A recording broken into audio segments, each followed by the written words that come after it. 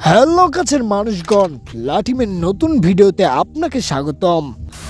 আমরা সামাজিক জীব, দুঃখিত, মাফ করবেন। এই জিনিস সামাজিক হতে পারে না, কোনোভাবেই হতে পারে না। আমাদের সামাজিক জীবনে কি ঘটে সবারই ধারণা আছে, তবে আপনার ধারণা থাকলেও ইন্ডিয়ান সিরিয়ালের লজিকের কোনো লাভ নাই। এদের সামাজিক জীবন অন্যরকম, তাদের দুনিয়াটা ভয়াবহ রকমের বিস্ময়কর। আর ইন্ডিয়ান সিরিয়ালের দুনিয়া ও কর্মকাণ্ড নিয়ে আজকের এই ভিডিও। তো আজাইরা গল্প বাদ দিয়ে ভিডিও শুরু করা যাক।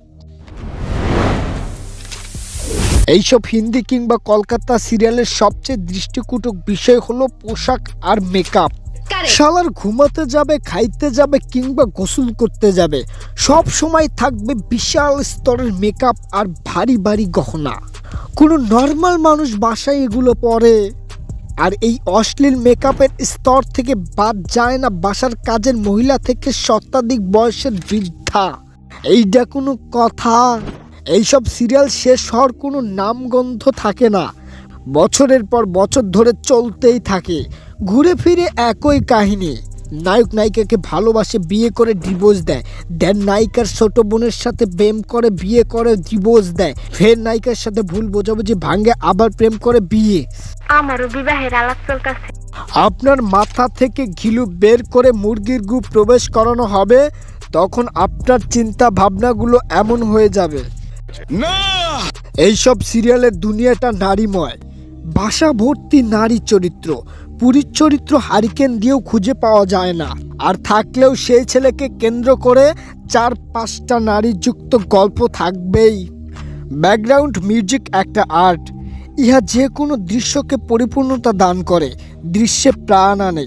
কিন্তু এইসব সিরিয়ালের সবচেয়ে বিশ্রী বিষয় হলো ব্যাকগ্রাউন্ড মিউজিক। এক লাইন ডায়লগ বলতে না বলতেই শুরু হয়ে যায় ধুমতানানা ধুম ধুম ধুম ধুমতানানা ধুম ধুম ধুম। আর আমি বুঝি না, একটু পর পরই বজ্রপাতের শব্দ। কোনো কিছু হোক আর না হোক, সংলাপের মাঝখানে বজ্রপাতের শব্দ দিয়ে দেয়। একটা ছোট্ট গল্প বলি, শুনেন। একজন ব্যক্তির জানালা দিয়ে পাশের ফ্ল্যাটে উকি মেরেছে, সাথে সাথেই ওই বাসার টিভিতে বজ্রপাতের সাউন্ড। সেই লোক ভয় পেয়ে সেখানেই অজ্ঞান হয়ে পড়ে গেল। এইসব সিরিয়ালে কিছু বুড়ি থাকবেই, এরা মরে না, এরা মোগল যুগ থেকে এখানে জিন্দা আছে।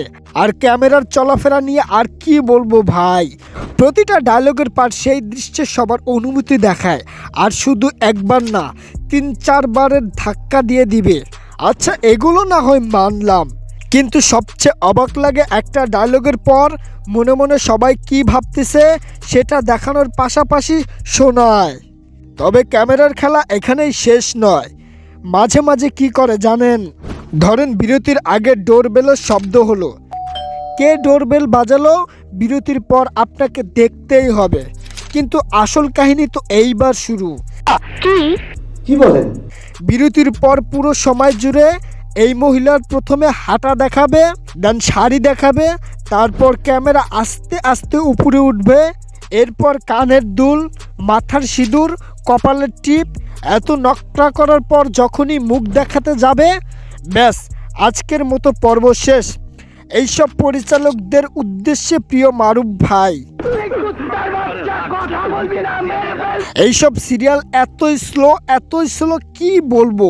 এর চেয়ে ঢাকার রাস্তার গাড়ি দ্রুত চলে, একটা করে দৃশ্যই যেন 2-3টা এপিসোড ধরে চলে। মন চাই সব সম্পত্তি বিক্রি করে ইট কিনি, এরপর এদের শুটিং সেটে ঢিল মারি। ধরেন নায়িকা মরল, পরিবারের সবাই মিলে কবর দিল, এরপর নায়িকা ফিরে আসে, পরিবারের সবাই যারা তাকে কবর দিয়েছিল তারাও বিশ্বাস করে। হায় রে, মাঝে মাঝে এমনও হয় নায়িকা মরল, 200 এপিসোড পর সে ব্যাক করলো, কিন্তু তার পুরো চেহারাই বদলে গেছে। শুধু তাই নয়, মাঝে মাঝে এমনও হয় খাটো মানুষ লম্বা হয়ে ফিরে আসে, চিকন মানুষ মোটা হয়েও ফিরে আসে। আমার তো মাঝে মাঝে কনফিউশন লাগে, আরে এটা সিরিয়াল নাকি কলকাতা হার্বাল টিভি সিন?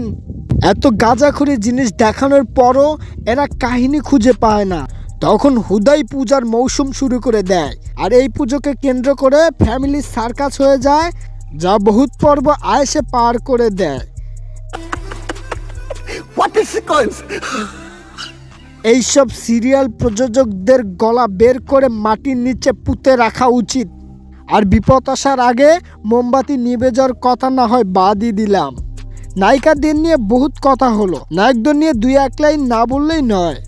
এইসব সিরিয়ালের নায়করা বড় বড় বিজনেসম্যান থাকেন, কিন্তু 1000 পর্বের সিরিয়ালে নায়ককে পাওয়ার পয়েন্টের প্রেজেন্টেশন ছাড়া আর কিছুই করতে দেখবেন না। এইটা কোনো কথা? সো আজ এই পর্যন্তই। ভিডিও ভালো লাগলে লাইক করুন, কমেন্ট করুন। এই চ্যানেলে নতুন হয়ে থাকলে আমার অন্য ভিডিওগুলো দেখুন, ভালো লাগলে সাবস্ক্রাইব করুন। আজ আমি যাচ্ছি, দেখা হবে পরের ভিডিওতে।